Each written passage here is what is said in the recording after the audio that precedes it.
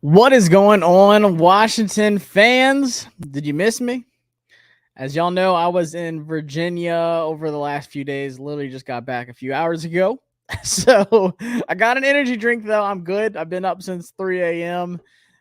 Traveling around, but I'm back in Texas, guys. And we're going to talk about this draft class that we have going. And in my opinion, it was a phenomenal draft class. And I'm just going to give my thoughts on it.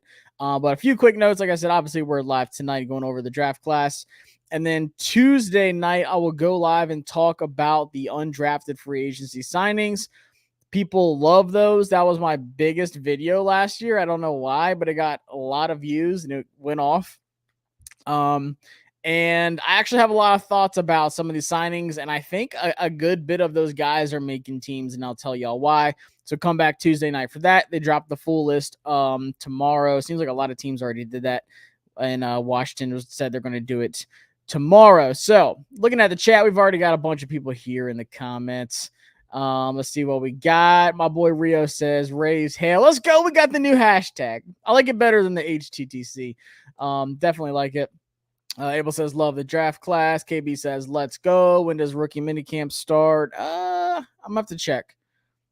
I know it's like soon. It's not that far. Maybe like a week or two. Let's see. A Boogie says, hashtag raise hail. Bradley says, grade A-. I like it. We got some, yes, Tracy. We got my guy. If y'all know me, if y'all been following me for a while, shout out to my boy Ben. Can't wait to talk about him. What's going on, Boss Life NND, member of the channel? Hit that subscribe button, hit the like button, and then become a member of the channel for some exclusive stuff. I'm going to start doing some individual breakdowns on every player we drafted. I got all 22s for every single player that we drafted. Also, maybe some undrafted free agents if y'all want it. I'll put out some member videos. And then I'm going to start doing some breakdown videos like on the defense and stuff like that. Got a lot of good things cooking up. I got some people coming on with me to talk about these prospects though and break down some film.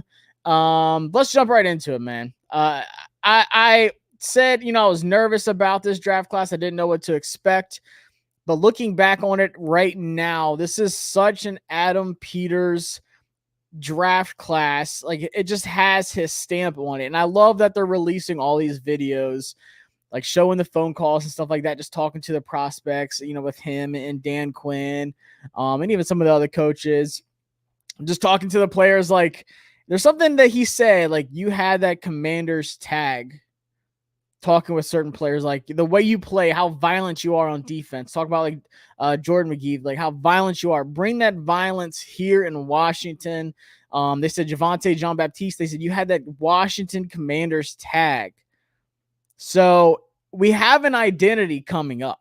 Adam Peters knew exactly what he wanted. He knew what he was looking for. He was very limited on what he wanted. He was very selective on who he wanted. Of course, I'm going to talk about the offensive tackles. I'm going to talk about the O-line, but also just give my thoughts on these picks. And, of course, as always, blow up the chats. Doug says, yo, Josh, it's been a minute. How you been doing? I didn't go live or anything while I was in Virginia. I was just pushing out graphics and stuff like that on social media. My screen time was up 60% last week. That just tells you how busy it was during the draft. Rio said you better get Senate on the show. It's already cooking. Don't worry. I got y'all. What's going on, Big E? Y'all been waiting. I know y'all been waiting. I'm sorry, but we'll jump right into it. So this is PFF, and everyone's like, oh, you can't judge everything by PFF. I'm not. I'm going to give my own individual thoughts. But I like seeing outside people's perspective on the players and the grades and how they really see things. Like I said, I'm going to give y'all my stamp as well. Cornell Yates, this is a good question. He said, any leaks yet about what number Jaden's going to be? I kind of tweeted it out. It sounds like Jaden's going to get 5. It hasn't like come out or anything, but I can't really tell y'all who I heard that from, but it was a very reliable person that knows a certain somebody that has the number. But anyways, blow up the chat. Like I said, if y'all have any questions or anything like that, we will go right through it. But PFF says Washington gets a grade A. So let's go through these real quick. Pick number 2, obviously our franchise quarterback, Jaden Daniels, out of LSU. The surprise pick happened kind of early. And that was defensive tackle Johnny Newton out of Illinois at pick 36. A lot of people hate this. I love it. I love it. I'm going to tell you. Corner Mike Sanders still out, or Mikey Sanders still. I thought it was Mike. He goes by Mikey, so I'm going to call him Mikey. Little Mikey Sanders still out of Michigan. Feisty corner. This guy had a huge stamp of approval from the best coach of all time. We'll talk about that. And then the GOAT, Ben Sinnott. And I've heard people say Ben Sinnott. I'm 95% sure it is Ben Sinnott, like the Senate. Tight end out of Kansas State. People calling him a fullback. Nah, my boy's a weapon. Certified weapon. And then in the third, at pick 67, we go with Brandon Coleman, who's a very interesting offensive tackle. Got some insights on him a little bit too from my boy Donovan, who shot me over a message, former college offensive lineman, won a lot of games, won the MAC championship. He watched some Brandon Coleman film. I'm going to have him on to talk about Brandon Coleman, break down whether he's a guard or a tackle. And then Luke McCaffrey. This is honestly probably the biggest sleeper pick out of all of them that can have like a big impact. He's either going to be like a decent, like really like reliable wide receiver, or this guy is going to just pop off. And honestly, I'm kind of leaning towards the pop-off status. But he was at pick 100, the last pick of the third round. That little comp pick we got for Chase Young. Shout out to Chase for that one. So Luke McCaffrey, yes, obviously Christian McCaffrey's brother out of Rice. And then in the fifth round, we have at pick 139, Jordan McGee out of Temple, a physical linebacker who, in my opinion, is really good in coverage. I'm excited about him. There's a couple things you can do with him and move him around. But long-term wise, I like it. We're going to talk about it. Dominique Hampton at pick 161, the long, rangy safety. This is a Dan Quinn safety out of Washington. When you think about the safeties he's had in the past, it fits exactly what Dominique Hampton does, and he's going to let him roam around. I think he's got a role. Do I think he starts day one? Maybe not, but I think he's definitely going to have a role. And then Javonte Jean-Baptiste, the edge out of Notre Dame, who had a really good season last year. Didn't really have too much going on before that, but last year he finished strong, had a top 30 visit with Washington. He was definitely one to keep an eye on. There was a couple edge guys, but they get a really good value in the seventh round. And then they signed some, this might be a hot take, but I will say some big undrafted free agents. Like I said, come back Tuesday night. I think it deserves to have a whole video for that because there's a lot to unpack with those. And of course, our bachelor, our quarterback, Sam Hartman, will definitely be talked about on Tuesday night. Rio said, how is that weak sauce backup QB who used to play here name still brought up by fans? Dude, you would be surprised. Every time I go live on Bleacher Report, people bring up Taylor Heineke. I had someone ask me when I was in DC, they're like, hey, is Sam starting next year? I'm like, no, he's not actually. I mean, unless he's starting in Seattle, I don't know. But dude, it's funny. Levu wears 4 now, move on. I like Levu in 4, but man, it'd be so nice to have Newton get that 4 jersey. But regardless, it's okay. So let's go through these. Obviously, we're going to start with Jayden Daniels, the franchise quarterback. This is the pick that obviously a lot of people wanted. PFF had Daniels as QB3 behind Drake May. I think Jayden Daniels was QB2 for majority of people. Like I would say 80% of the media had Jayden Daniels 2. Some people even had him 1 over Caleb. I didn't. I had Jayden Daniels right there at 2. At the end of the day in the final mock. And they said, but the new regime in Washington takes him 2 overall. Daniels does make sense as a theoretical fit. At a Cliff Kingsbury spread to run offense that will allow Daniels to add on in the run game and get the ball out of his hands to players in space. And I like how Jahan Dotson said at the little draft party Saturday, he's like, that's who I wanted. He's like that. That's who I was hoping for. I think he's going to sling it. He said it just feels different. It feels like he was traded to another team. It just seems like it's a completely different team.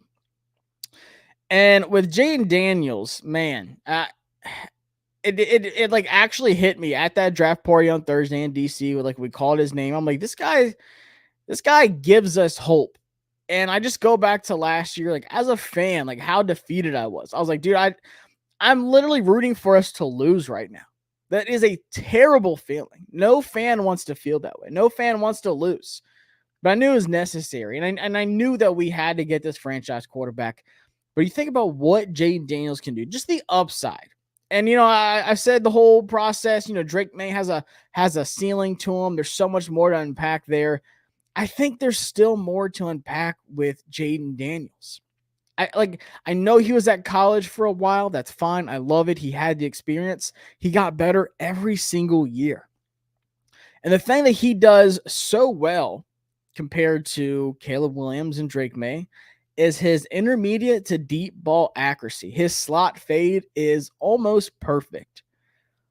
So you want to talk about, obviously Terry on the outside, a guy who is going to catch everything you throw at him. It doesn't have to be a perfect ball, but I think this is honestly the best deep ball that Terry's going to get that he's had his whole career so far. Sam threw some good ones, but it was inconsistent. I think Jaden Daniels is going to give a consistent deep ball threat. And then obviously that opens up. So you think about how you're stretching the field. You're going behind the front seven. You're dropping things behind in the secondary. It opens up that front seven where guys have to play back a little bit more. When you're not worried about throwing the deep ball, you're like, guys, we can play up front and load the box all day. If Jaden runs, we're going to stop him. But his deep ball is so good, it's going to put, a lot of stress on the defense to spread out to where you have to cover all three areas of the field, that short, that intermediate, and the deep balls, not only to him, but Jahan Dotson. And obviously I'm going to talk about Luke McCaffrey and what I think, we can move around there. But I think with Jahan Dotson, I think he will play a lot outside. I think he'll play some slot as well. I think Cliff is going to move some things around. And I like how him and Luke McCaffrey both have this interchangeable, can play slot, can play outside. Like Jahan's kind of small, but he can play outside, no problem. But you can also throw him in the slot. He's going to, piece apart some linebackers or some safeties in the box or whatever. Jahan can tear that up. Jahan's going to have a big year. Like I'm waiting for the prop bets to come out for the over on Jahan Dotson's production next year because I'm hitting them all. Absolutely hitting them all. So I like how, and of course, we'll talk about some other weapons, tight end, Austin Eckler at running back. There's a lot of different weapons that Jaden Daniels has. But I just love the ability that he's going to be able to stretch the field with some beautiful deep balls. He's going to hit Terry where he needs to. Jahan's going to be able to get some of those long balls as well. And don't sleep on Luke McCaffrey getting those deep balls as well, man. I'm telling y'all, Luke McCaffrey got some juice to him. I'm going to talk a little bit more about him, but I'm excited. And people are going to, and Rio said this earlier. He's not RG3. He's not Lamar Jackson. He's different. Just because he can run extremely well does not make him Michael Vick or Lamar Jackson. Jaden Daniels is such a unique prospect. He's like his own little thing. Like he's his own guy. He's Jaden Daniels. He's not Lamar. He's not RG3. Now, he might be close. They might play similar, but that doesn't mean they have the same traits. Like I said, his deep ball accuracy, in my opinion, is really good. I think RG3's was pretty good coming out. You think about like that Saints game where he was throwing some deep ones. But I'm telling y'all, man, I think Jaden Daniels is a much more advanced passer than Lamar was when he came out. And it's not a shot at Lamar. Lamar's done a phenomenal job of getting to that status of being a lethal thrower, obviously as a, MVP. But I think even better than like what RG3 was coming out. I think that he's not talked about enough from a passing standpoint. People are like, oh, he's going to run all over you. He's going to sling that thing. And Cliff Kingsbury is able to just focus on that. He's able to focus on just Jaden Daniels. He had Kyler Murray. He had Caleb Williams. He learned a lot of things from those two guys, by the way. Things that he shouldn't do, things that he should do more of. And they said, look, we're going to, I think Dan Quinn's the one that said this. We're going to build, like, we're going to work towards their strengths. Not even just Jaden Daniels, but all these players, but we're going to put them in a position to succeed. Like, especially Jaden Daniels. We want him to be himself. So you should support Jaden Daniels. If you still don't, I don't know what to tell you. But guys, I absolutely love this pick. This is the first time like I feel that it's not going to hit me, Tom, at training camp, and I might be at a mini camp next month. By the way, I'm planning on it. A couple of practices at least for mini camp, but this is honestly the most like hope that I've had in a very long time, honestly, since the RG3 days. So I'm thankful that we were in a position to even get Jaden Daniels. And they said he was the guy all along. He is the only quarterback in that whole Topgolf visit that got the extended one-on-one time with Adam Peters, with Josh Harris. That was like, that had that meeting that everyone said that he wanted. He got it. So no one knew what was going on throughout the entire process. No one had any idea. But Jaden Daniels was the only quarterback that got that extended one-on-one time. Adam Peters said, we've known for a while he was the guy. They just did a phenomenal job of keeping it under wraps. So that's Jaden Daniels. Like I said, absolutely love the pick. I think he's going to be electric. I think he's going to hit the ground running. Guys, I'm so excited for Jaden, man. They actually did come out with some stat props earlier today. Actually, I was looking at it when I landed on the plane. Offensive rookie of the year, he is the third best odds at plus 650. They have his regular season passing yards at 3,250. That's juicy. I like that. I think that's a pretty favorable one. Passing touchdowns, 19.5. I think that's favorable too. I'm hitting over on both of those, honestly. Because like I said, we got him some weapons now. Now let's talk about Jerzon Johnny Newton. I said this was obviously outside of, Jaden, and Ben. This is honestly my favorite pick, and I'm going to tell you why. So it says this wasn't a need for Washington as two of their best players, Jonathan Allen and Deron Payne, play along the interior defensive line. However, this is a tremendous value selection at the top of the second round. Newton is the 11th ranked player overall on the PFF big board and was extremely productive over his college career. Just 3 Power 5 interior defensive linemen have recorded 100 or more pressures over a 2-year stretch since PFF began charting college in 2014. That was Newton, his new teammate Jonathan Allen, and DeForest Buckner. And if you pop on the tapes, this guy is a game wrecker. I cannot stress this enough. I didn't talk about this guy, first off, because one, I didn't think we would go D-tackle. But second, I didn't think this guy was getting past 20. I thought 21 to Miami was a lock. Then the Falcons pass over him for Rook at Clemson, and no shot at Rook, but Rook is nowhere on the level of Jerzon Newton. Jerzon Newton is a game changer. As y'all know, I covered Penn State for 2 years. I saw this man single-handedly pick apart Penn State's offensive line. He was in the backfield all game. That was when I first got my real taste of Jerzon Newton. I'm like, this guy's a beast. This guy plays defensive tackle the way it's supposed to be played. He stops the run. He has a switch that he can just turn on and off. Run stopping. Okay, now I got to get to the quarterback. He has such a quick switch to where he's like, he understands the gap integrity where he knows all right, I got to plug this hole. It's a run. Or he's like, I need to get off this double team and I need to get to the quarterback. And he did so better than anyone. Honestly, he's been the best defensive tackle I've seen in college football since Jonathan Allen at Alabama. This guy is, I can't stress this enough. He, in my opinion, you could make the argument that he was the best defensive player in the draft. And a lot of people have said that since we took him. They're like, holy smokes. First off, how did he get there? Who let this happen? And Adam talked about it, and he said, people are going to say, oh, it's not a need. It was people are going to say, oh, why did we do it? They said, Adam was like, I'm going to be honest with you. We had this guy graded way higher. He said substantially higher than any other player on the board. We had a middle first round grade on this guy, which you should have because he was that good.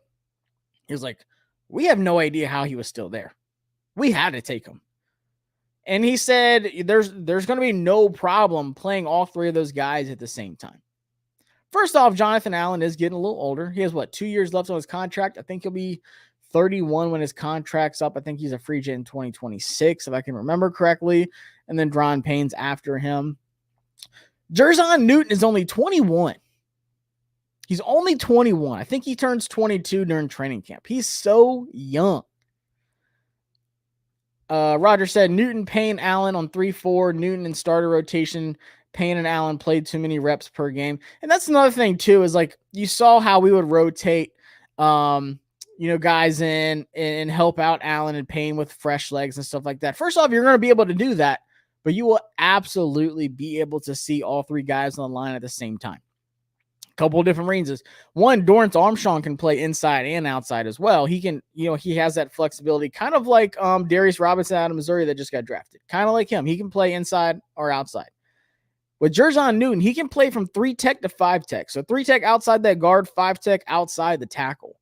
Because of his size and his technique, he can play outside the tackle. So don't be surprised if you see a lineup of Newton, probably Payne, Allen, and then Armstrong.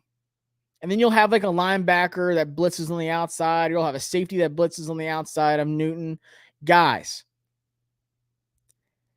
having this strong, and we've said this before, this isn't the first time, having that strong defensive line helps out your secondary so much. Quarterbacks are going to hate playing us. And I know John Allen and Dron Payne kind of, been quiet last year. These guys were defeated. These guys had nothing. These guys had no belief in the coaching. You have Jack Del Rio, then he gets fired, then Ron Rivera's taking over. The season's over. They knew this. You're going to see a juiced, and then they have a guy with Newton pushing them.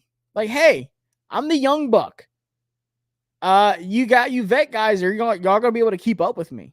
Newton has such a juice to his game. He has such a high motor. This is absolutely an Adam Peters guy. I'm talking effort on every single play. It's not like I'm going to hand fight this guard, this center. He got rid of it. This guy blocked 4 kicks last year. 4 kicks.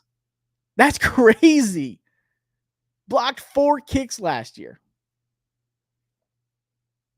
So on other plays when guys are like, I'm a little tired. We were on the field for a long time. They're kicking a field goal. I'm just going to do whatever. This man is fighting the trenches of Normandy to get to this ball and blocking field goals.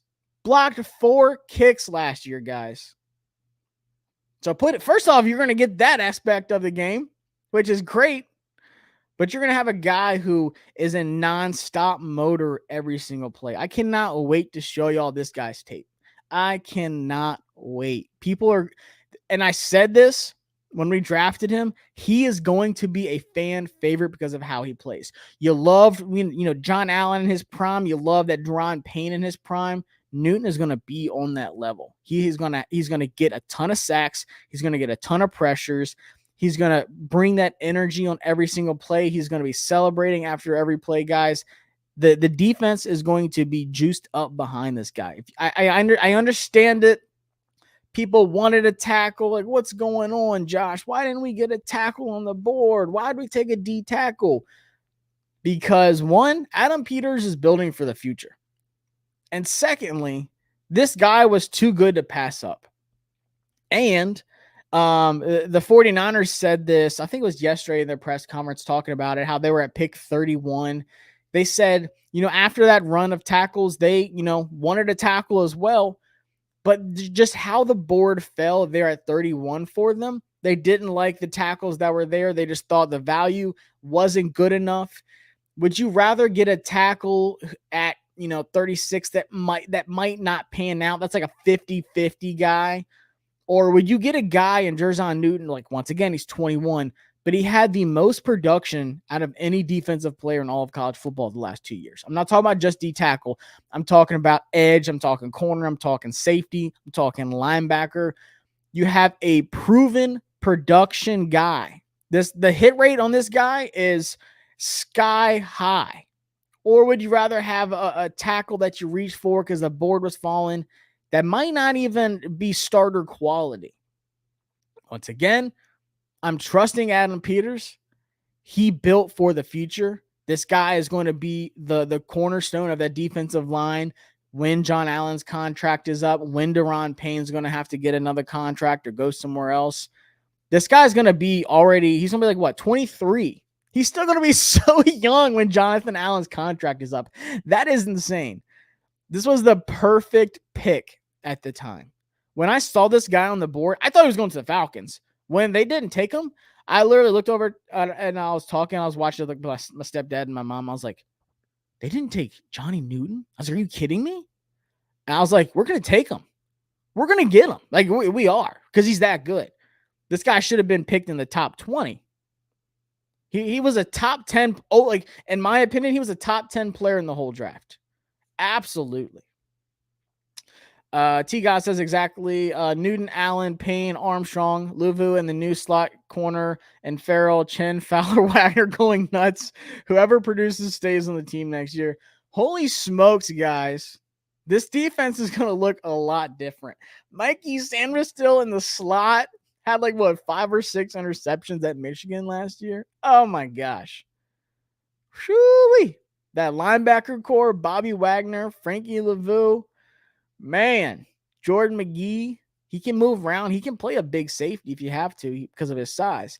Holy smokes, this defense is going to look completely different next year. What's going on, Merle? He said, after Trey Lance, Adam Peters will never give up a first-round pick for a player. Yeah, he kind of learned his lesson on that one. But honestly, it just and then Merle also said, I thought for sure the Dolphins would take him at 21 after losing to Wilkins. Absolutely. And I think they signed a couple guys in free agency, but no one on that level. They go Chop Robinson. Don't blame them. Because, Phillips had an injury, and then Chubb had a season-ending injury as well. So they had 2 big injuries on the edge. So I don't blame them going Chop Robinson. Chop Robinson's worth a top 20 pick. Is he better than Jalen Carter? Absolutely. Jalen Carter cannot stay on the field for 3 downs, especially throughout a whole season. I mean, a whole series. Johnny Newton played a ton of snaps last year. First off, hold on. Let me look up PFF. How many snaps this man played last year? Let's see. Zon. I know it was a lot. Like every game, and I didn't watch a ton of Illinois games. But every time I did, this is the guy that popped the most. Just straight up dominating. Let's see. I'm trying to look up. This is not easy on your phone. I'm trying to get the total snap counts, but it was a lot. Let's see. Last year. So tells you this is snap alignment last year. So he played 749 defensive snaps. The year before that was 723 defensive snaps. That's a lot. He played 330 in the B gap. And then he played 388 over the tackle last year. Now he played 12 outside the tackle because they didn't really. You might as well play him in that B gap to over tackle, like C gap spot, because he's your best player on your whole team. But he can play outside the tackle. I'm telling you, he can play that 5 tech. But he played 330 over the B gap, and he played 388 over the tackle last year. And the year before that, he played primarily over the tackle at 477 snaps over the tackle in 2022.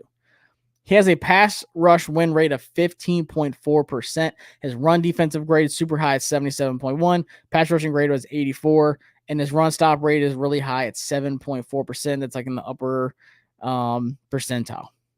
That's really good. So you're getting a guy that's stopping the run on the way to the quarterback just like you are supposed to. This dude is a beast. 6'2", 295. So he might not be the tallest guy, but he uses that to his advantage. It helps with his flexibility. It helps him get up under pads. It helps with his pad levels. It helps with his block shredding ability. He uses his size to his advantage. He's not some crazy tall, lengthy guy. 6'2", 295. He's a stocky dude. He's a great hand fighter. Guys, I could literally talk about him for the rest of the stream. He is so good. I'm not mad at all about this pick. Who can you compare Newton to? Oh, man. That's tough. I'm trying, the only short, I don't even call him short. He's 6'2".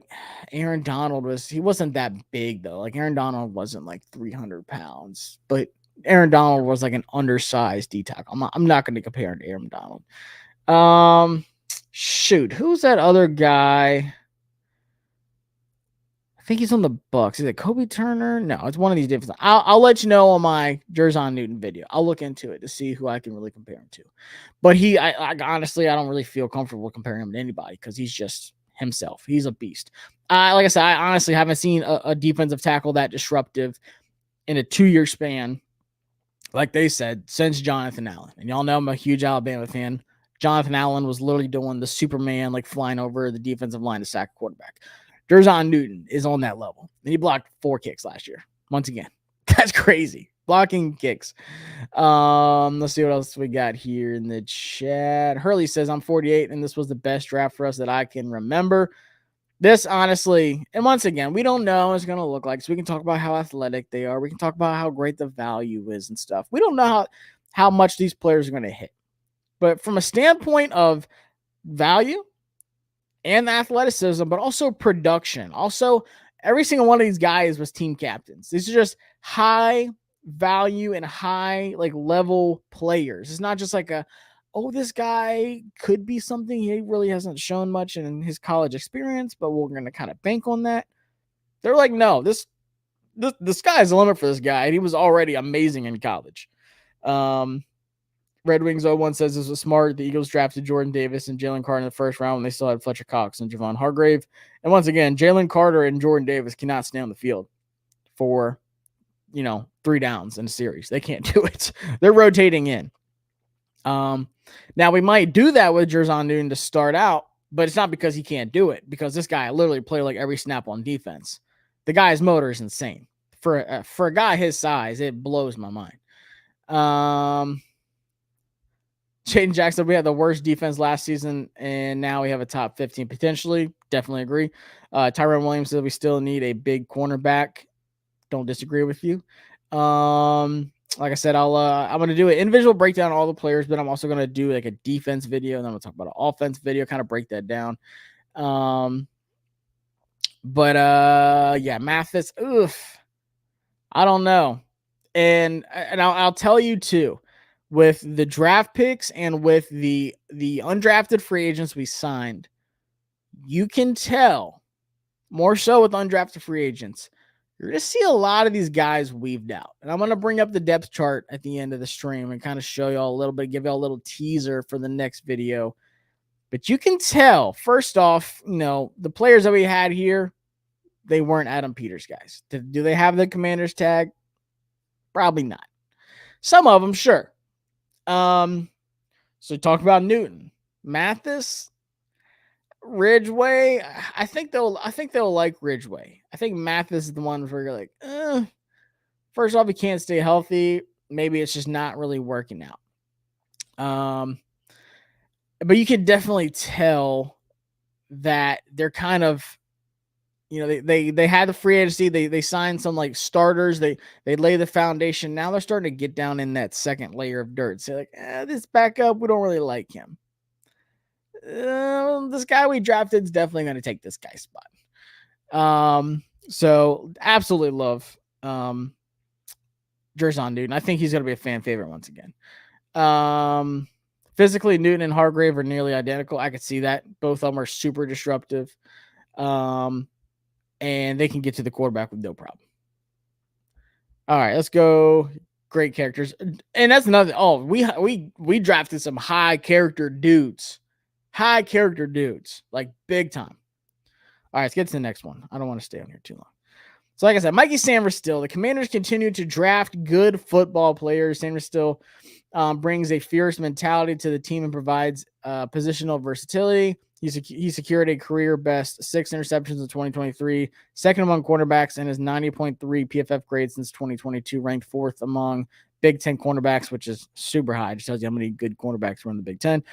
Sam still has great reaction speed and is fearless in run defense. So the only thing that's really hurting Sam still is his size. And I don't care because the guy does not play his size at all. He plays much bigger. And another thing too, talking about, once again, athletically, Washington drafted the highest relative athletic score class of every team in the NFL. So obviously Jaden Daniels didn't do enough testing to get a measurement. Same with Jerzon Newton. He was battling that injury. And someone said in the comments he was battling an injury all season really on that foot. And he still was a production monster. Did not set him back at all. But you kind of set him back being able to go to the combine, stuff like that. He couldn't do anything. But even Mike Sam still with his size, he had the lowest RAS at 8.45, which is still in the green. First off, this guy got an endorsement from my head coach, Nick Saban. He said, pound for pound, Mikey Sam still is the best player in the draft. That's crazy. He said this was the hardest guy to play against. So if you remember that Alabama game playing Michigan in the Rose Bowl this year, he said Sam still is pound for pound the best player in the draft. That is a huge endorsement. Huge endorsement from the GOAT, Nick Saban. And if you watch the tape, you watch the film, it's hard to disagree with him. Getting 6 interceptions as a slot corner, that's crazy. And once again, I was watching this guy. I'm going to be honest. I don't like Michigan. I didn't like Michigan at all this year. Watching Michigan and watching Sam still run all over the field, I was like, God, this guy is so good, it pisses me off. Now he's on my team. I like him. But watching him against Penn State, watching him against Ohio State, like watching him in these big games, I'm like, dude, this guy is so good. It makes no sense. Michigan's defense was the best in the country. He was the best player on the best defense in the country. And it wasn't close, honestly. I like Will. I think Will's going to be a top 10 pick next year. They had some dudes in the secondary, but you cannot tell me that Mikey Sam still is not the best guy. Dude is a beast. And Adam Peters said in the press conference afterwards, he's going to be the star guy. He's going to play that star position. If you're an Alabama fan, you've heard star so many times. You've heard some defenses call it a different thing, but he's going to be the slot guy. He already said he's in the slot. So that gives you one little puzzle for the defensive video that I'm going to put out. There's one spot filled. Mikey Sam still will be the star guy. He is the slot corner, and that's great. That's where he should be because he plays so feisty there. That's where he's most comfortable. That's where he has his most production. Like I said, 6 interceptions in 2023 from that spot. I ain't moving him. Could he play outside? I mean, why not? Like we said, he plays much bigger than his size. He's like, what, 5'8", 5'9", something like that. Let me get his exact measurement. I don't want to lie. Shout out to Math Bomb, by the way. Absolute GOAT. Let me see if I can spell his last name without looking. Boom, got it. So he measured in at 5'9", 185 range. So yeah, he's gonna be a slot guy. Which is fine. We needed that. We needed someone that could just hold that spot down. He's not going to be a Buffalo nickel now. He's going to be the slot guy. Buffalo nickel, that's like PTSD. People hate hearing that word. Let's just call it big safety. Yeah, Red Wing said he can play outside some, but we already have Forbes, Michael Davis outside, St. Just outside. And don't rule out Stephon Gilmore coming over here. Don't rule that out. Mina Kime said we took her draft crushes with Newton and Sam still. I'm telling you guys, Newton and Sam still were 2 of the best defensive players in the draft.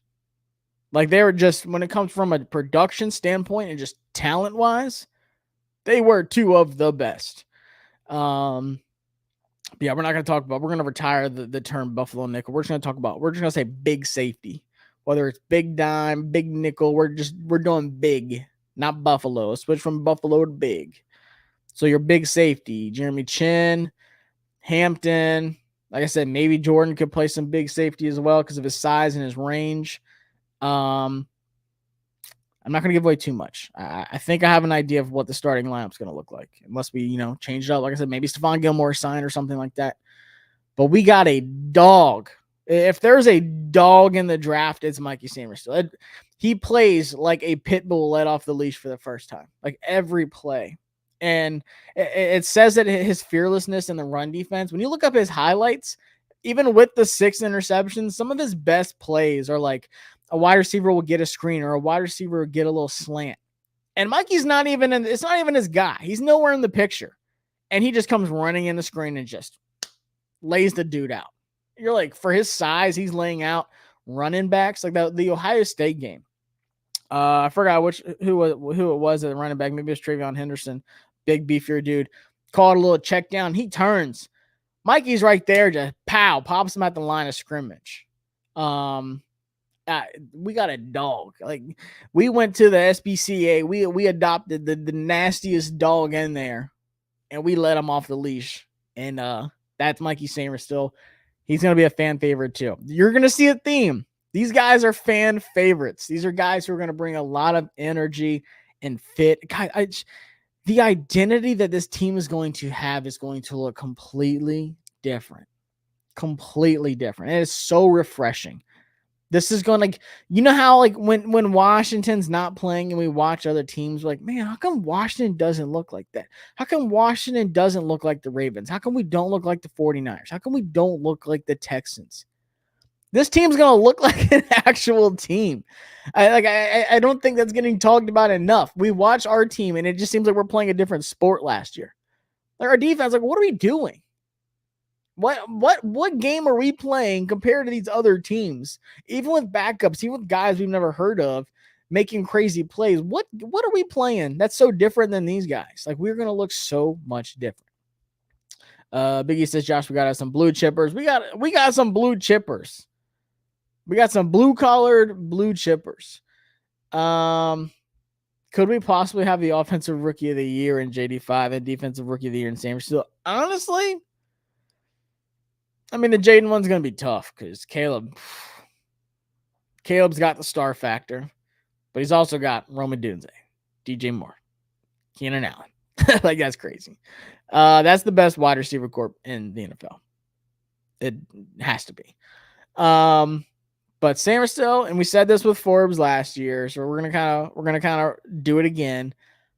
If he can get those interceptions, which I think, once again, I think Forbes is going to have a much better year this year under the correct coaching, under the different scheme, with Dan Quinn and with Coach Witt Jr. I think,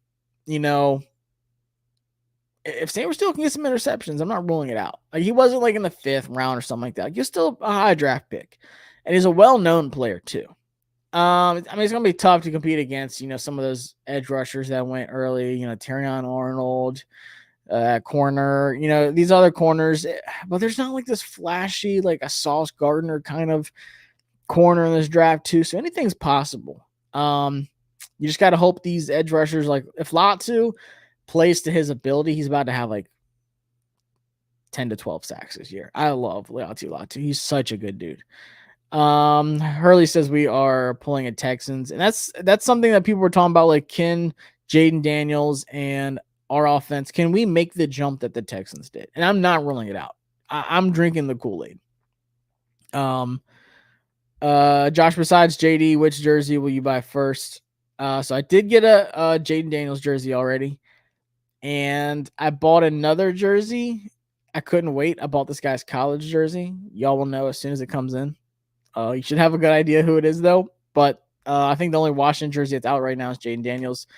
But, man, depending on the numbers, if Newton gets a fresh number, I might have to get a Newton jersey. I'm telling you guys, I love Newton. The same with Ben.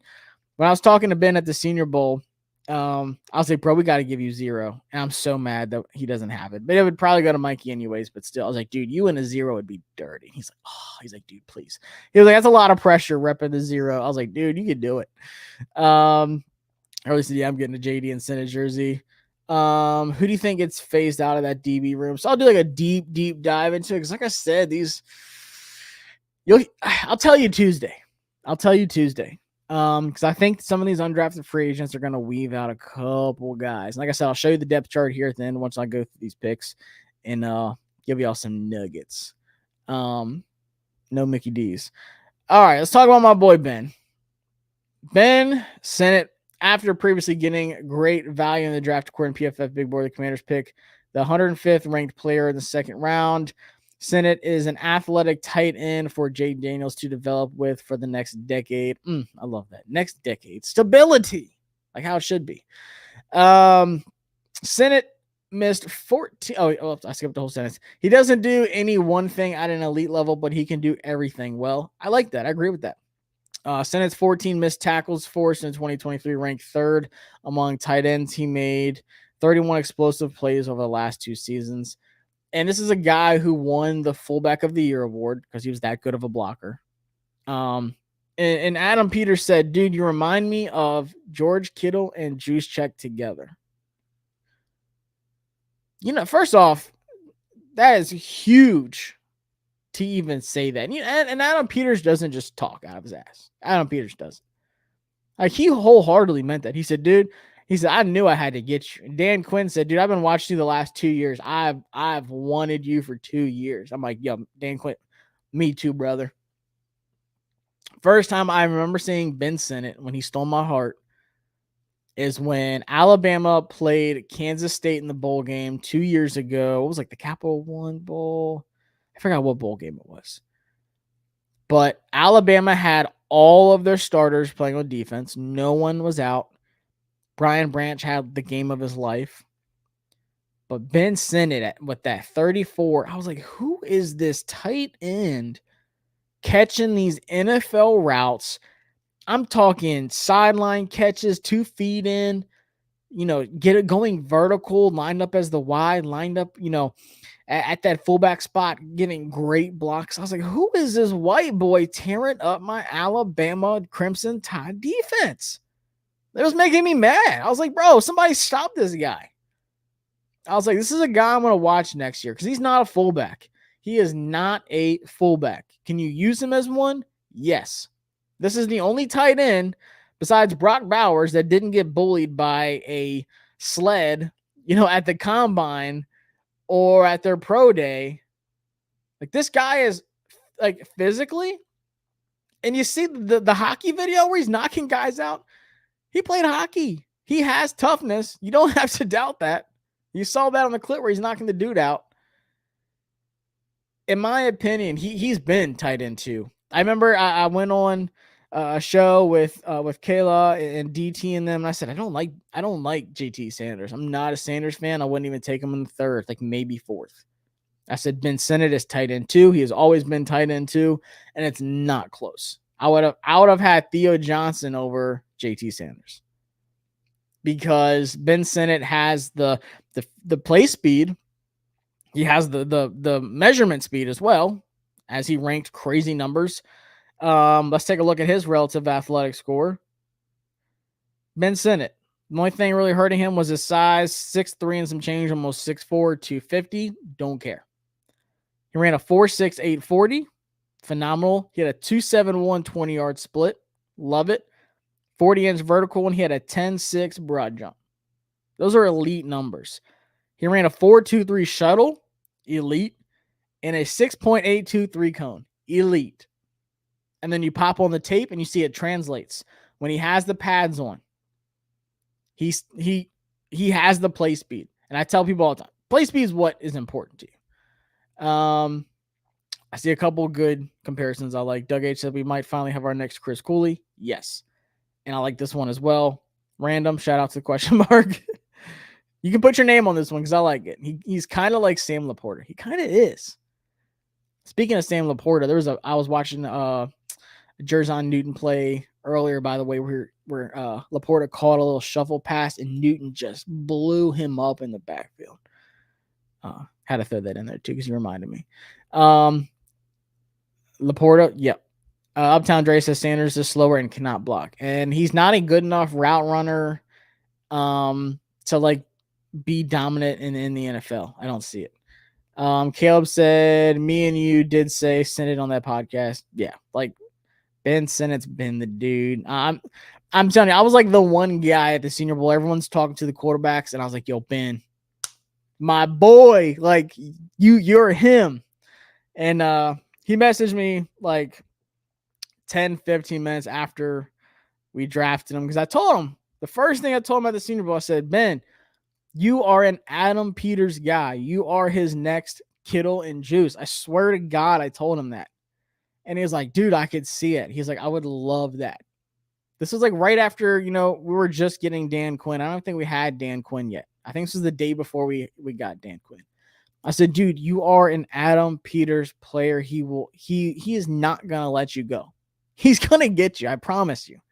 And he said he had great meetings with us. He loved the interactions. He's like, man, I want that so bad. I was like, it's gonna happen. It's gonna happen. And we haven't talked like the last few weeks or whatever. But as soon as he got drafted, he messaged me. He's like, my dude, you were right. You called it. He said, I wanted this so bad, man. And I was excited that he was here, man. I think Ben is going to be and I'm not trying to jinx him or anything, but you can just tell.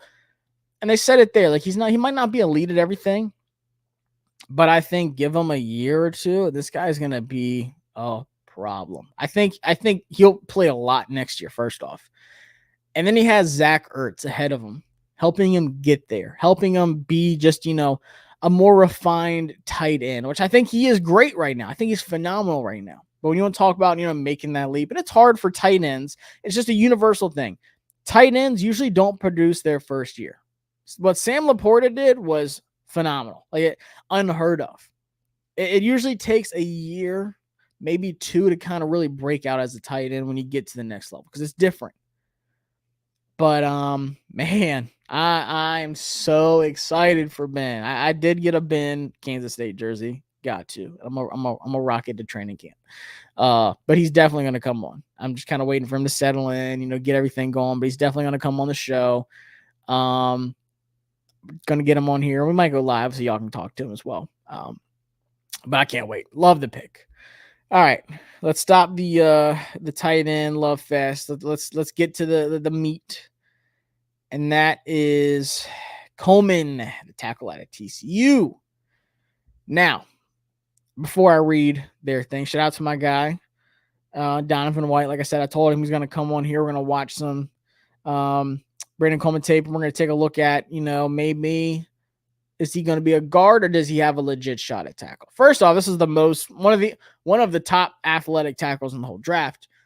The upside is there. You can see it. You can see that upside. So this is what Donovan texted me. He said right after we drafted him, he's like I said, Donovan played, D1 offensive lineman, MAC champion. Said not to overreact, but that TCU kid can absolutely be our left tackle. And I was like, you like him? I haven't watched him, but, a lot of the offensive line gurus love him. 0 sacks allowed all season. And his 2022 tape when he played primarily left tackle was really good, according to a lot of people.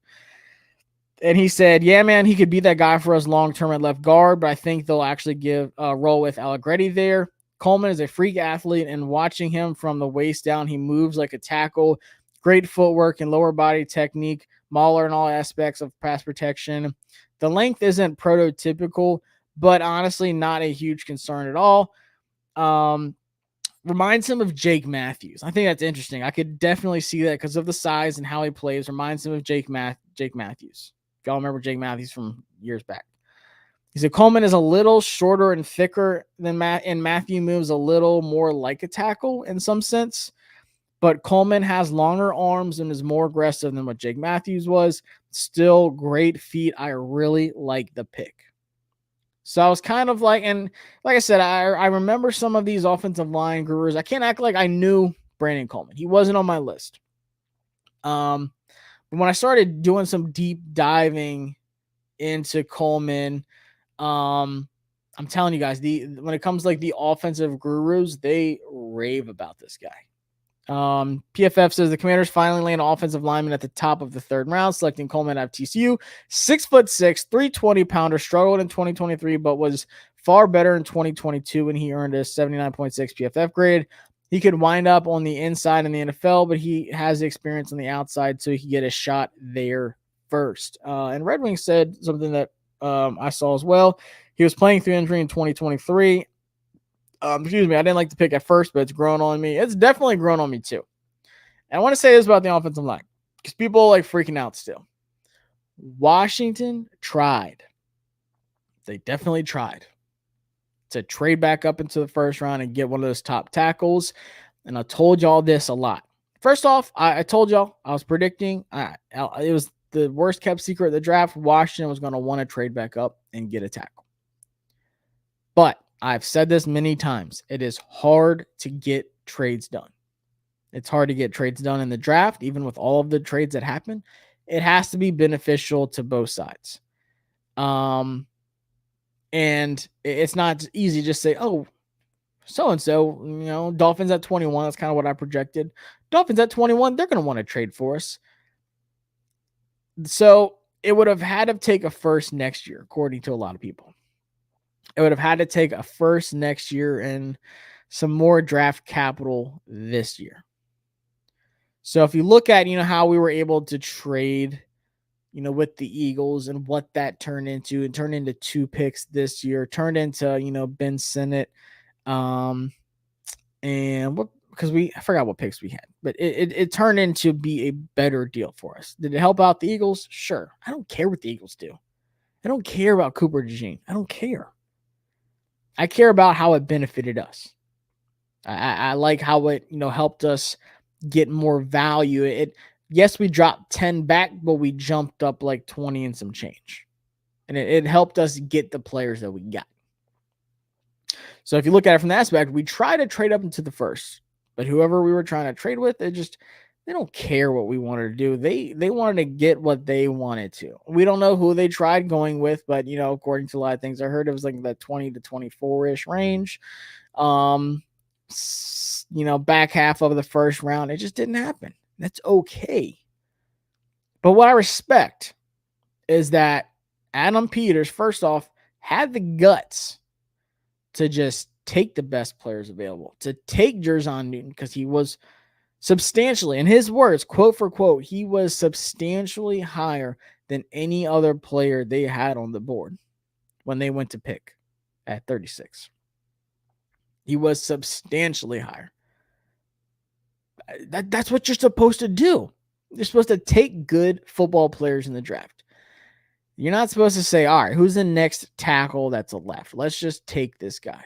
Maybe they didn't like who was left. Maybe they didn't think that guy fits what they want to do. At the end of the day, you take the impact player and you figure it out. You figure out the rest. That's what you do. I forgot what team it was. Maybe it was the Rams. It was someone that hasn't taken an offensive lineman in like the last 4 or 5 drafts or something crazy. You just figure it out. Maybe it was the Broncos. I can't remember. Was it the Rams? I don't know. I can't remember. Well, there was one team that didn't take a lineman for the last 4 or 5 years. And you're like, really? Their offensive line is not even bad. There's guys like Jordan Mailata. You find guys in these later rounds. We can sign a vet. Mekhi Becton went to the Eagles. Okay. There's still some other routes we could go. Maybe it is going to be Wiley at right tackle next year with better coaching. And Cornelius Lucas at left tackle. But I promise you guys, and Adam Peters said it. He said, we like our offensive line before the draft. Y'all remember that? He said, we were fine rolling into the season with our offensive line. And we're like, oh, this guy's blowing smoke. Well, he backed up what he said. But I think the upside of Coleman is so intriguing. I cannot wait to see that battle in camp. And everyone's like, oh, it's a mid-off. I don't think so. I want to see Cornelius Lucas get more responsibilities. I want to see him get more of a role. Because when he had to come in last year for Charles Leno and he missed that game, he played really daggone good. Now, can he do that through the whole season? That's what I want to see. And if not, I mean, he still got, like I said, I'll show you all the depth chart. Braden Daniels last year, it sounded like it wasn't good for him last year, but once again, who knows with the new coaching? I'm not expecting the same players we saw last year. That's all I'm saying. I'm like, there's no reason every single player on this team should not be taking a step up compared to what we had last year because of coaching alone. But maybe that is what's going to happen.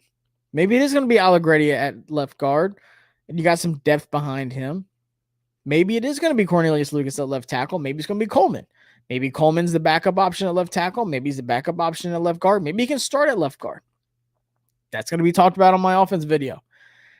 But at the end of the day, you take the best player and you figure that shit out. This is a professional sports team. This is a professional football team. If Adam Peters was freaking out about this, I promised y'all he wouldn't just be like, well, we'll let Jaden get killed. We'll see what happens. First off, Jaden's playing style is going to help out a lot.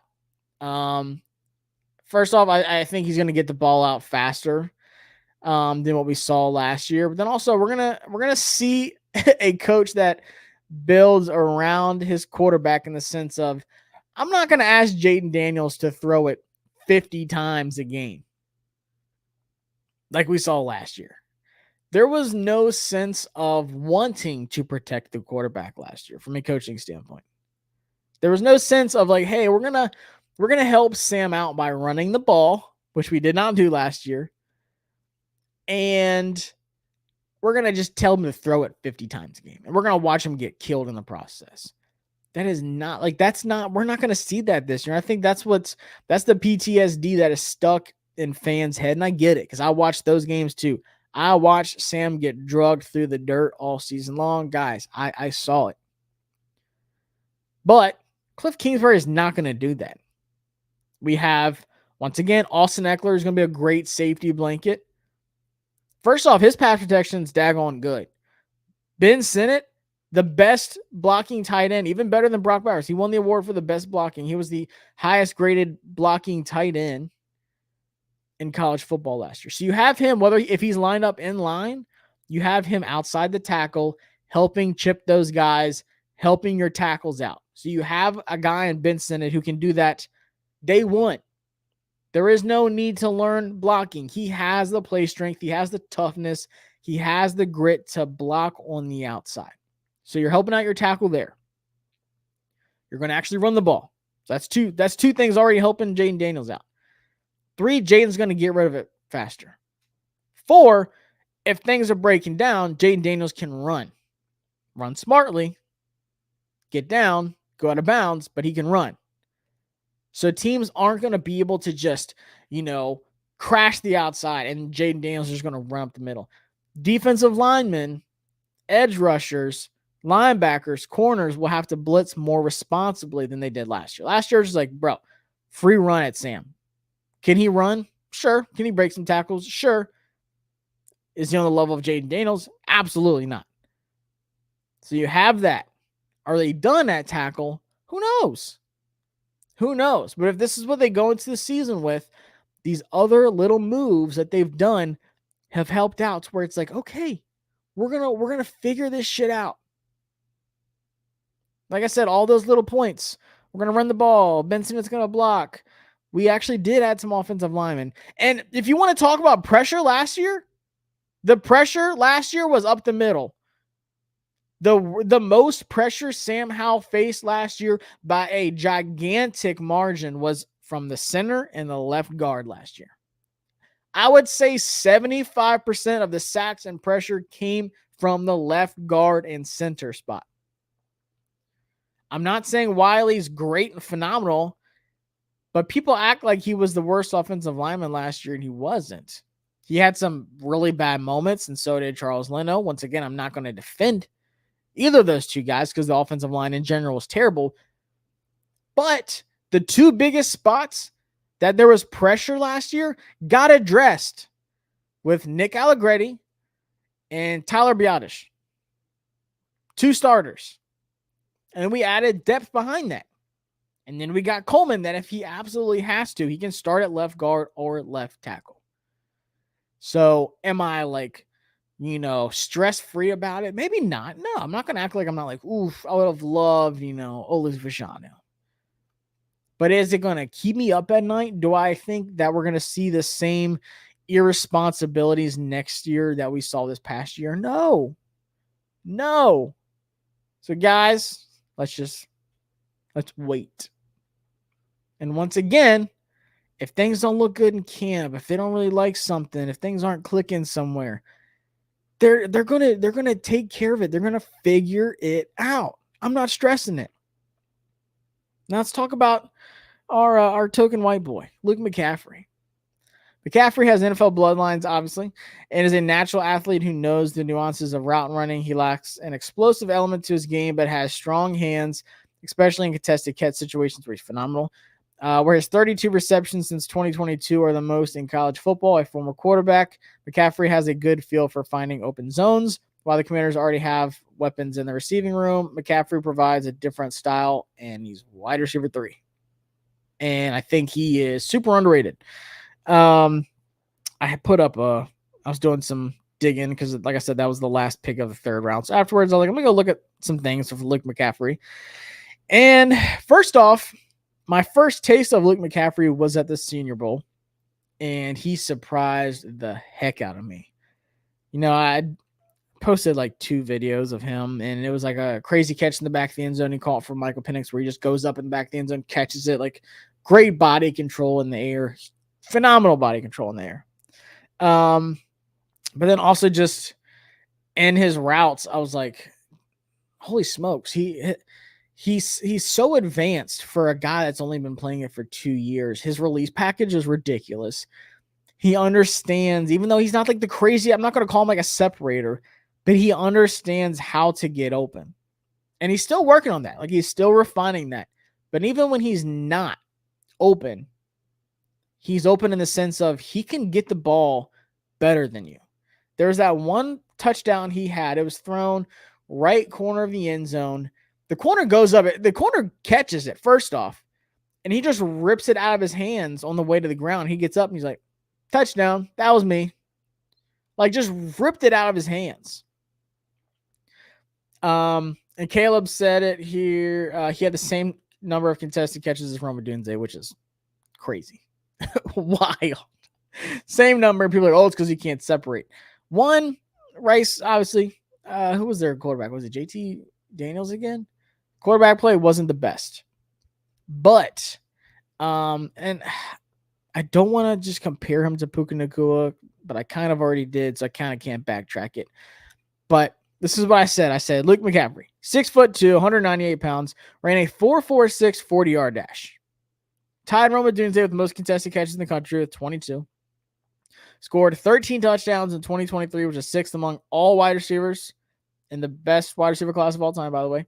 Ran a 4.02 short shuttle, which is elite. I think only 3 people have done that in the last like 20 years. And it was like, I forgot who the other 2 were, but I was like, that's huge. Like, being able to run a short shuttle that fast is crazy. And he's insanely athletic because he played quarterback. He played safety. He's now playing wide receiver. He can play anything. Like, literally, he's just an athletic dude. Kind of like Julian Edelman. Julian Edelman, played quarterback. Had a seamless transition to wide receiver. And the final thing I said was very Puka-like. And the thing that he reminds me of with Puka Nacua, by the way, just crazy rookie year. I'm not going to expect that out of Luke McCaffrey, obviously, because Luke hasn't been playing wide receiver. He's more athletic than Puka. But when it comes to just the thing that reminds me the most of, the similarities is their body control. When the ball is in the air, how they react, but then also how they use their body, how they can box people out, how they can just go up and get it and high point it. Just that aspect of understanding that at this point in a young career as a wide receiver is ridiculous to me. I also posted that video that Rice posted where he's doing like, a foot fire release. I'm like, against like Max Melton, against like Kalen King. I'm like, bro, you should be just doing a single move and a double move at this point. Like, you're that fresh at the position. There's no reason you should be doing a foot fire release, but then also foot fire release, getting the leverage, having that jab step on in the inside when he already has the leverage, that jab step in his break to where on the slant, he's like foot fire release, jab step. He's got the leverage. He's inside and he has the separation instantly. I'm like, holy smokes. He literally, this is it. He catches everything. Literally catches everything. Caleb said Luke and Sinnott will help Jaden over the middle of the field. Then you got Terry Jahan on the outside with Eckler as a check down. And then B-Rob showed you last year.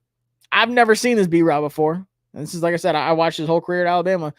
He was catching screens and checkdowns and taking them for big touchdowns. I mean, I didn't know B-Rob had that in him, but he showed that last year.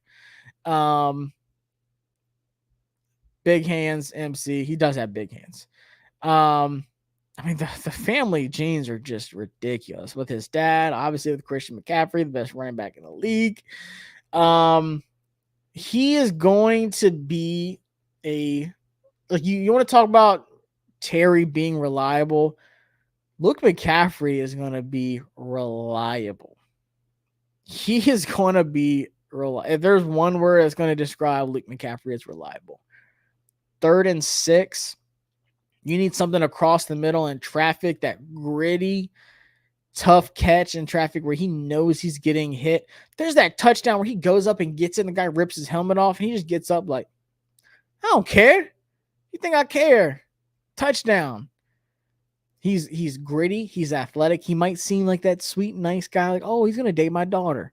You see them on the phone call, you see him talking to the media in the Zoom. Oh, I'm so nice. I was raised just fine.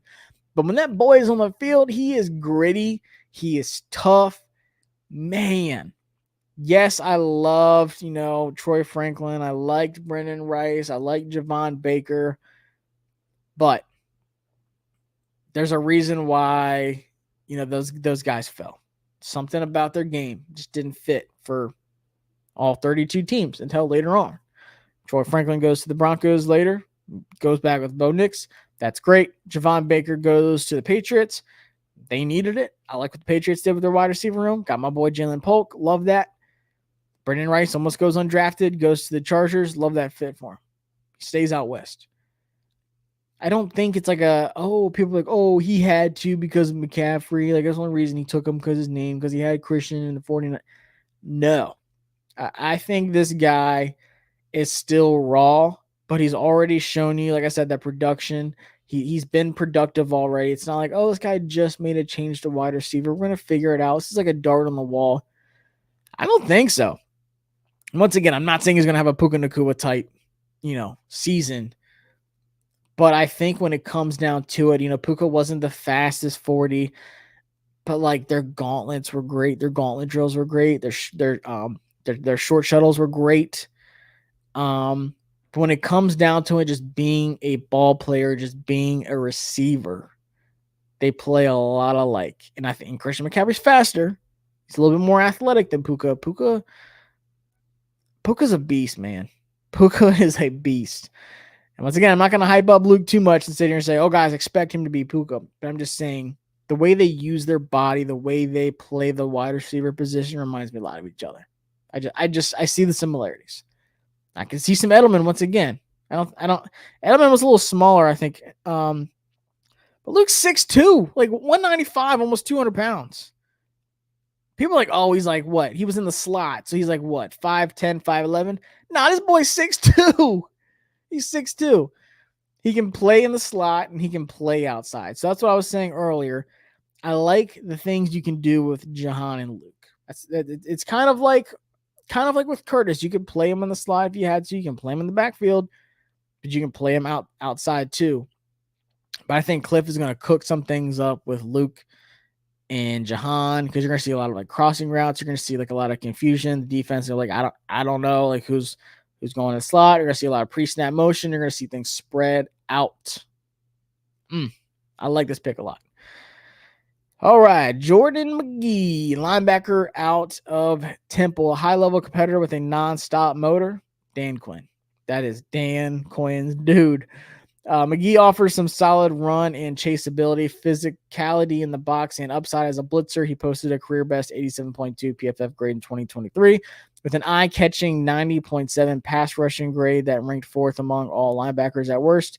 McGee will be an impact core special teamer, but he has the competitive toughness and athletic traits to become a starter.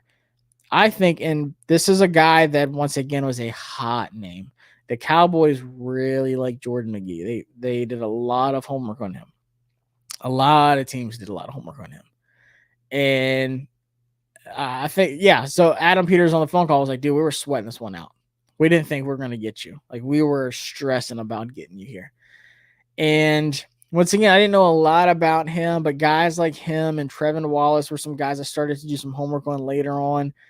They were both names that were buzzing a lot. And then I went back and watched. I went in my little all 22 folder and I saw some Jordan McGee film. I was like, all right, let me watch this a little bit. The dude is violent. He is violent. And Dan Quinn said when they talked, he said, you play with violence and I want you to bring that here. So Washington doesn't pick up Jamin Davis's 5th-year option. And he said, it's a chip on my shoulder, whatever. So he's probably not, he might not be in the future plans, and that's okay. Jamin Davis has this year to show and prove himself.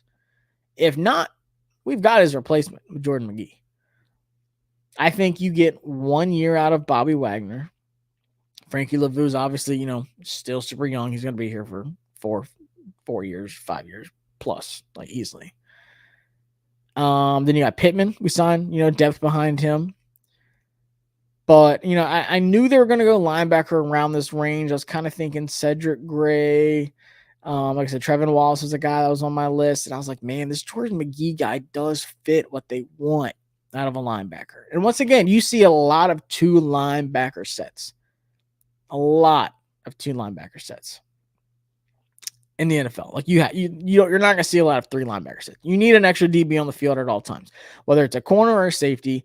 You can't afford to have a linebacker out there unless it's like freaking, Roquan Smith or like Fred Warner and Dre Greenlaw or something like that. You can't afford to have 3 linebackers on the field. You got to have 2. You got to have linebackers that can play with just one other linebacker on the field. They can handle that responsibility. And with McGee, once again, athletic freak, fast.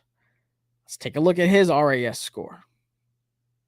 Ran a 4.55 40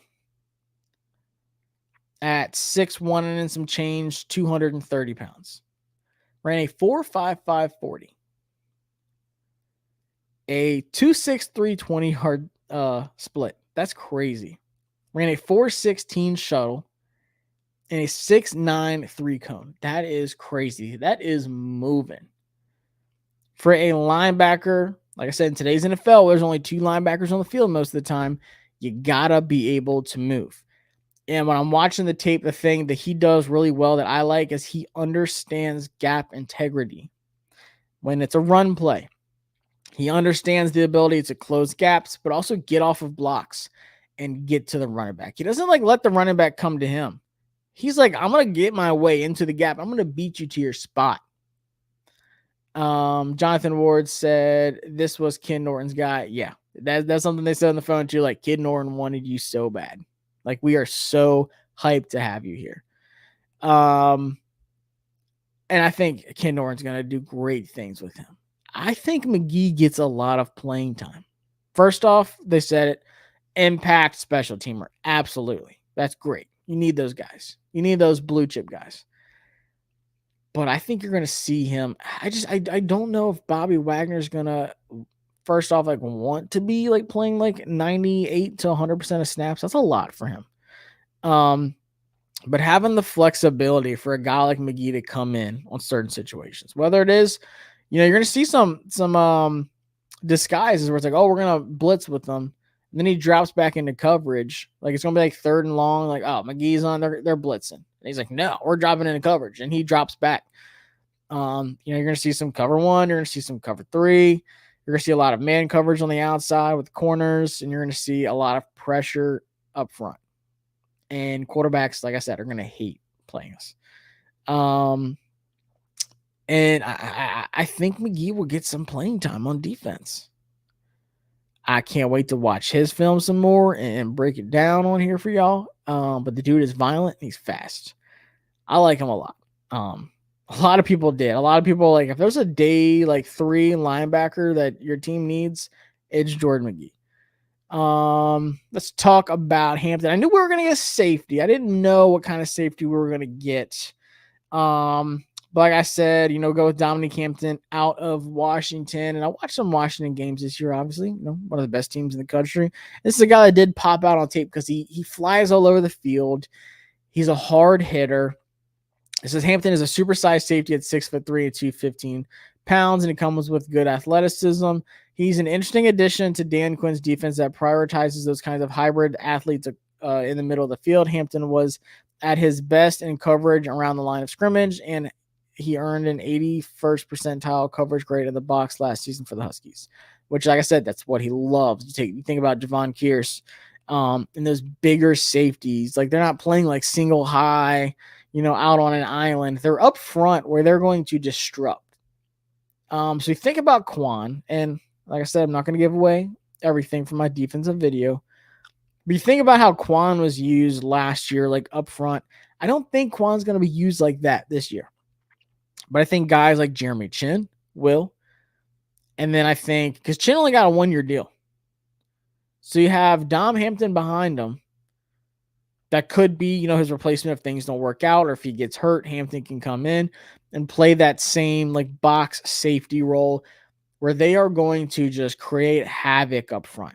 Chin was going to, great in coverage. Hampton's great in coverage as well. Can stop the run, can stop those like outside annoying like sideline throws, whether it's screens, these quick ones. They can disrupt those kind of plays. Do I want this guy at 6'3", 215 playing single high safety? No. Can he do it? Like, he has great range. He has a good ability to break up, passes. Pat had a lot of pass breakups, but he just fits the mold of that safety size that Dan Quinn likes. Like I said, like with Chin, who could, be the guy this year. But then after that, Dom Hampton is a guy that could fill in if Chin's not here the year after that. He only got a 1-year deal. And he's got a lot of experience. Once again, a leader on that defense. So he could be the future guy, but he could have a role this year too. It depends. Can Jeremy Chin stay healthy? I would love it if he could. That would be fantastic. All right. And then the last one, Javonte Jean-Baptiste recorded 43 total pressures a season ago, including 6 sacks and 11 quarterback hits. He also produced 21 run stops without missing a tackle. And once again, this is a super athletic guy. Started at Ohio State, transferred to Notre Dame. What didn't have like the best career at Ohio State. It was kind of like, and then he transferred to Notre Dame and got much better.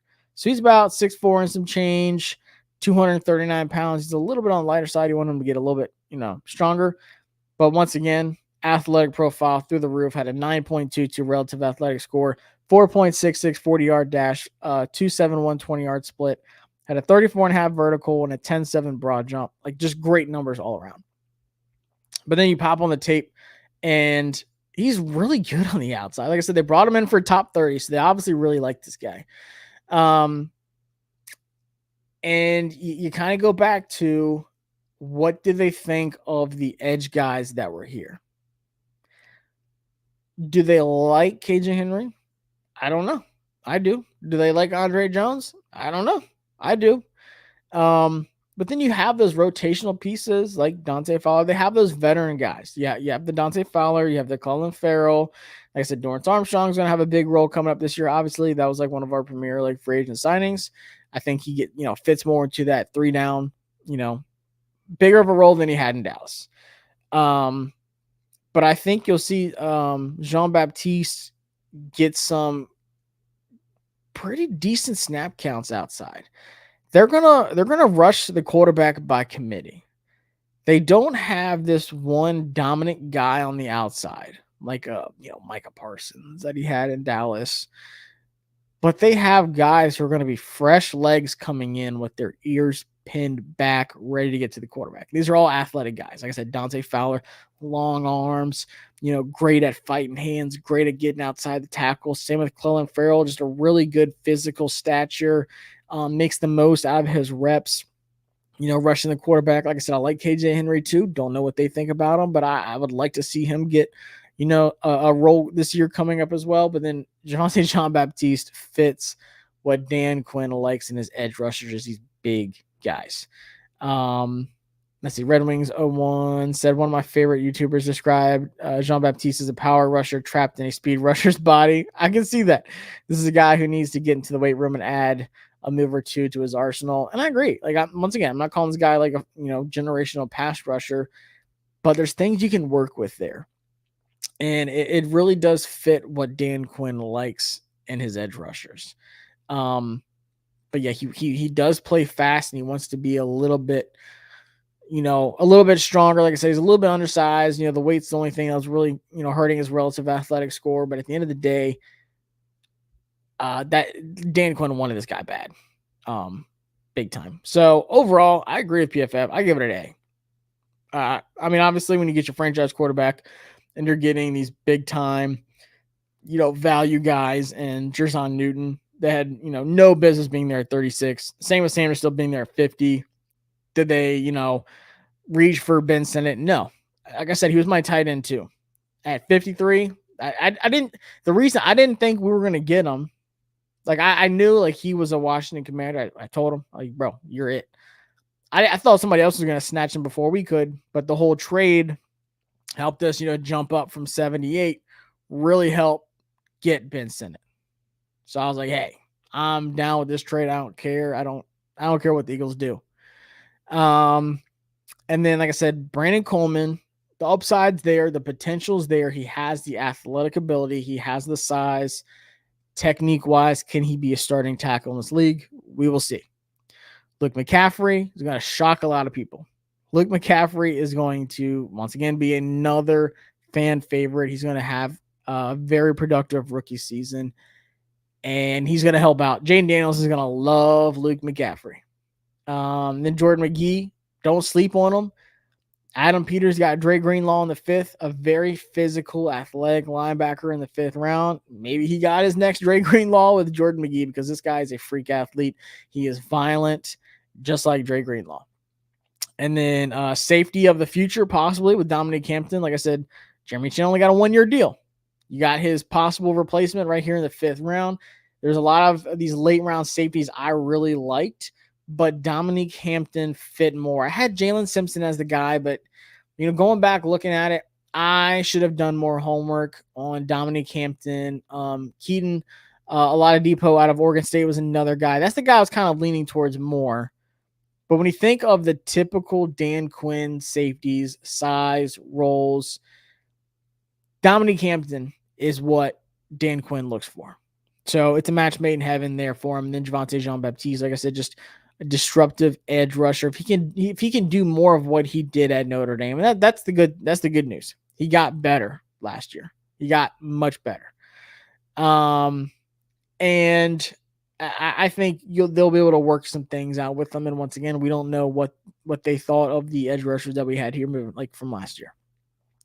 So that's what I think. Appreciate y'all for stopping by and joining the chat. Hit that subscribe button if you haven't already. Hit the like as well. And Tuesday night, I will go live again to talk about the undrafted free agents.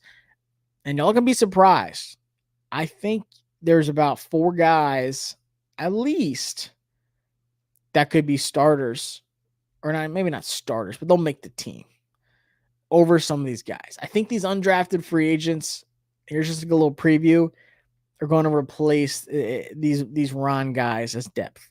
And I'm going to kind of just weave it out for y'all. But I told you I was going to bring up the depth chart before we got off, and I'm just going to take a look at it real quick. According to them, we could have potentially 4 starters day one from this draft class. You want to talk about, maybe Jordan McGee, gets more playing time over Jamin Davis throughout the season. Who knows? Maybe he ends up being one of those starters. And then Jerson Newton, even though the depth chart might not show him as a starter, you're going to see those 3 guys on the field at the same time with John Allen, Dron Payne, and Jerson Newton. You are. And this is where it gets interesting is the wide receiver spot. Like I said, I think Luke McCaffrey's wide receiver 3. This little area here gets real interesting. I think I would love for my guy Mitch Tinsley to get a chance next year, push him up here, get rid of Dax Milne, get rid of Bryson Tremaine, get rid of Davion Davis. Crowder, a return guy, Alameda Zacchaeus, maybe. I like him. But then left tackle, what about Braden Daniels? Does he make a jump? He wasn't that good last year, according to everybody, but the coaching staff wasn't good either. There's a lot of things to watch. And I'll talk about that a little bit more coming up on that video Tuesday about the undrafted guys, because I think they make some noise. I think, these little third string guys, a lot of them are starting to get replaced with these undrafted guys because they threw some money at some of these undrafted guys. Sam Hartman got paid a lot. Tyler Owens got paid a lot. chick out of Colorado State, the corner got paid a lot. They threw some money at some undrafted free agents. So I'm gonna talk about that. I'm gonna try to get some of those guys on here as well. Starting to reach out to some of these draft guys, not just Ben, to come in on the channel. And I'm gonna start doing more of a like show style thing too. I'm gonna have like these videos every now and then. Maybe I am breaking down something. But I want to turn the channel into more of like a show feel, more of like a show atmosphere kind of thing. Not just like hey guys, I'm talking about something today. Like, and it's not like an informational thing. I want this to be more of like a show thing. So drop in comments, if there's something you want to see on the channel, something like you want me to tweak or something like that, guys. I'm trying to be as good as I can. I'm trying to get better every day.